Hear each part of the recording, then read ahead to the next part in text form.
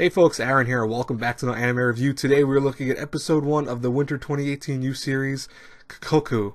Now, yeah, by the way, I hope I'm saying that correctly. It's Kokkoku.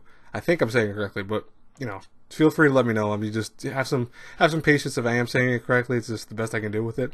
It's one of those weird, titles. But I remember when I saw this on the Winter 2018 lineup, I was actually very intrigued by it because it has to do with time travel. It's stated as like a drama. It's got various other elements to it too that kind of piqued my interest. And from the first episode, I'm actually very surprised by it. I like it a lot. I think that this might be a promising series for hopefully.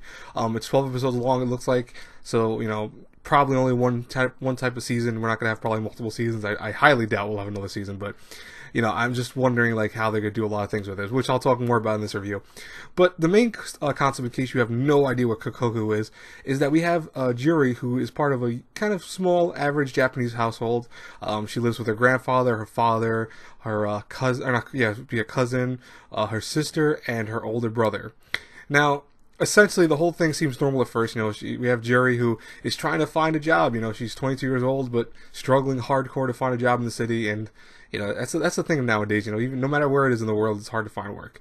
But lo and behold, that isn't the main premise alone. That's just the kind of starting point. Because I want to say for the first 10 minutes, we don't really get too much out of anything. We do have a very interesting beginning bit, which shows a thing of time stopping from this weird creature that touches a girl, and then her eyes glow and time stops around her. But beyond that, we don't get very much. It's just kind of a thing to show you, hey, this is what you're dealing with. Is something not completely normal.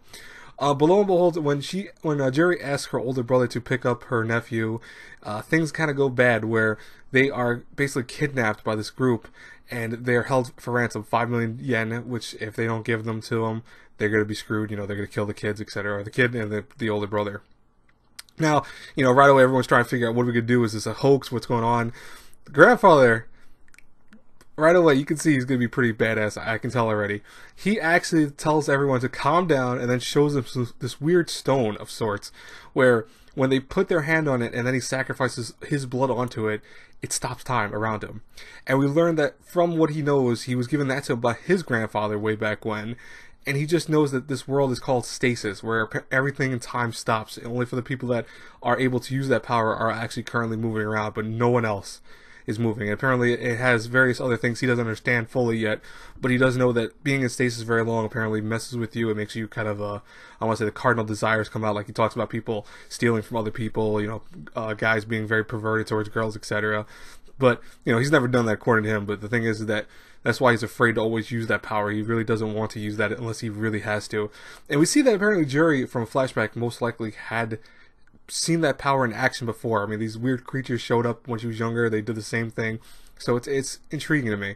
But lo and behold, when we get there to the actual place that her brother and nephew are being held at, they're not the only ones that can move in time. There are actually other people that are moving in this world of stasis, and that's where we're already starting to see that apparently they have a rare bloodline that lets the grandfather use powers. So he was actually able to transport Juri small distances with her in tow, but we also see a very odd creature that is it's called the Herald, I believe, and that thing it's like a tree, like almost like Groot in many ways, but it's kind of spooky, I won't lie. There's something odd about it. But I will say that was a first episode, and I'm like, holy crap, that's a lot of stuff for a first episode. I mean, there's a lot of elements I want to know more about, so it definitely hooked me. I think that for a lot of people, they're going to definitely see some love for this show, and I think that I'm not saying it could be the best thing of the season. I have no, there's a few issues I have with that. I mean, can it really do a story like this for 12 episodes? That's curious to me. Will we ever really fully understand what the stasis is? Will we understand their lineage?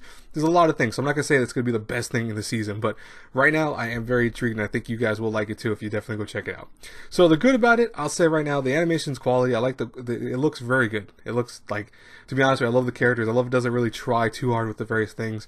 We see a little CGI here and there, but it's not that bad. It's only meant for like the cars and stuff like that. I mean, that's typical with most anime.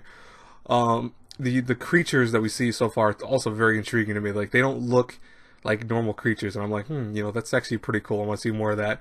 And I will say right now, besides the voice acting being fine, I love the voice actors.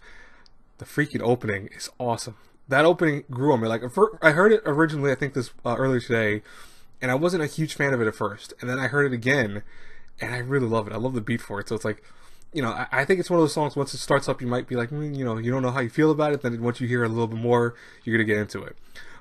So the bad stuff about it though is, like I said before, you know, it's a questionable thing. Like, will this show have the ability to kind of push the series going forward? You know, all this kind of basic story. Will we get all the information? In terms of stuff happening for the first episode, there was a hell of a lot. So if you're one of those people that don't like too much information or concepts thrown at you, it might be a little bit hard for you. I don't really think it's that bad, but I'm just saying that I know from a few people I've already talked to that that's probably the only thing with them, is that like they seem to just, they start a lot of stuff in this episode. I mean, they talk about the time concept, the stasis, etc. You have instant transportation abilities, etc. So it might be a little bit much for people. But other than that, I think it's a good show. I like it so far. One episode, we still have a whole bunch more, but we'll see how it goes. Anyways, I will talk to you guys later. Hopefully you enjoyed this review. As always, guys and girls, be sure to leave a comment down below. The question of the week, or question for this episode, I will say, is what did you think about the first episode of Kokkoku? I'd love to know from you.